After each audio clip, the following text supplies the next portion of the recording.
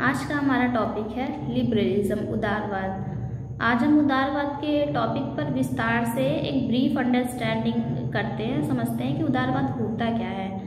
उदारवाद के परिचय से शुरू करेंगे और उसके बारे में एक ब्रीफ अंडरस्टैंडिंग, और उदारवाद के कोर थीम्स क्या हैं, एलिमेंट्स क्या हैं उदारवाद के प्रकार क्या है, और उदारवाद के थिंकर्स कौन कौन है। इस पर आज हम एक ब्रीफ अंडरस्टैंडिंग लेते हैं।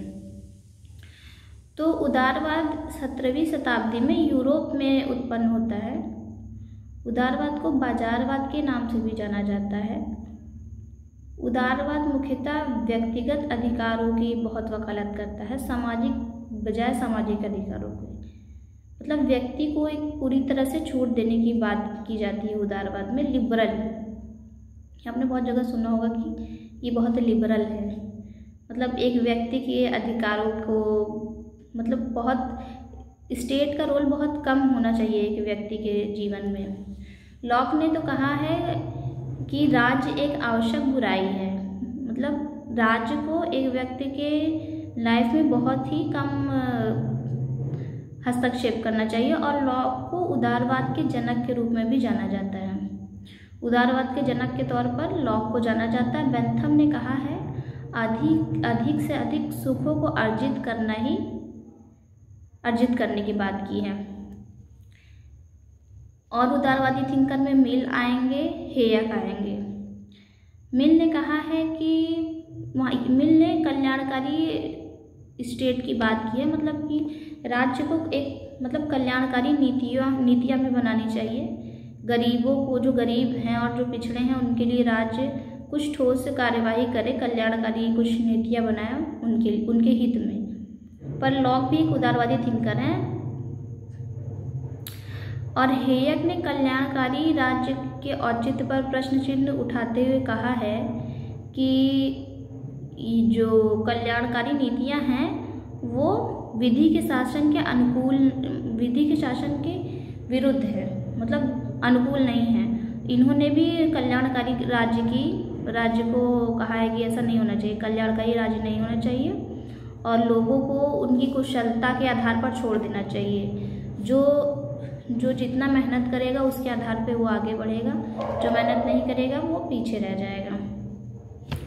और उदारवाद के कोर थीम्स के बारे में बात करेंगे तो वो इंडिविजुअल राइट को बहुत सपोर्ट करते हैं, और कॉन्स्टिट्यूशनलिज्म, राज्य को सिर्फ वही अधिकार हैं जो कि एक संविधान में लिखा गया है, संविधान के इतर राज्य कोई भी कार्य नहीं कर सकता है। और लेजर्स फेयर, मतलब एक लेजर्स फेयर भी एक कोर थीम है उदारवाद का, कि व्यक्ति के अधिकारों में कोई हस्तक्षेप राज्य ना करे व्यक्तिगत जीवन में। और लिमिटेड गवर्नमेंट, सीमित शासन, मतलब जो बाजार है उसको स्टेट कंट्रोल नहीं कर सकता है, वो इंसान के कंट्रोल, वो एक पर्सन के कंट्रोल में ही होगा, उसमें राज्य का कोई भी हस्तक्षेप नहीं होना चाहिए। और सेपरेशन ऑफ पावर, कार्यपालिका, विधायिका और न्यायपालिका हैं, उनके बीच पावर का सेपरेशन होना चाहिए अलग अलग, कोई भी एक दूसरे का कार्य नहीं कर सकता है। और प्रॉपर्टी राइट्स की भी बात करते हैं उदारवाद में।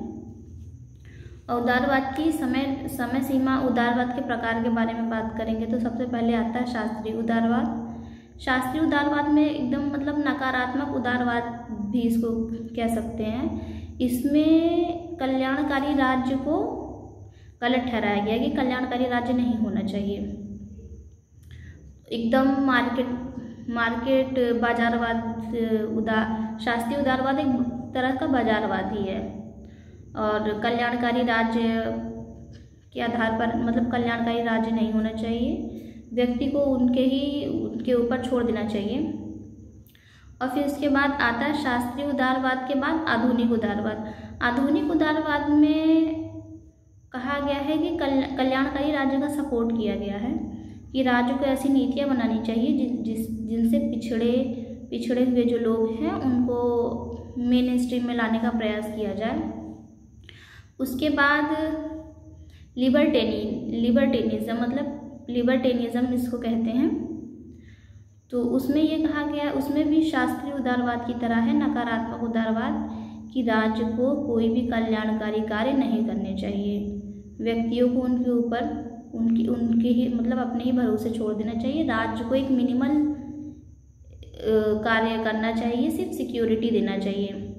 ये है लिबर्टेनिज्म में। और फिर उसके बाद आता है नव उदारवाद। नव उदारवाद भी आधुनिक उदारवाद की तरह कल्याणकारी राज्य की वकालत करता है। तो है ये हमारा उदारवाद का टॉपिक। आई होप आपको समझ में आया होगा। अगर जो चीज़ें नहीं समझ में आई हो आप उसको कमेंट बॉक्स में पूछ सकते हैं।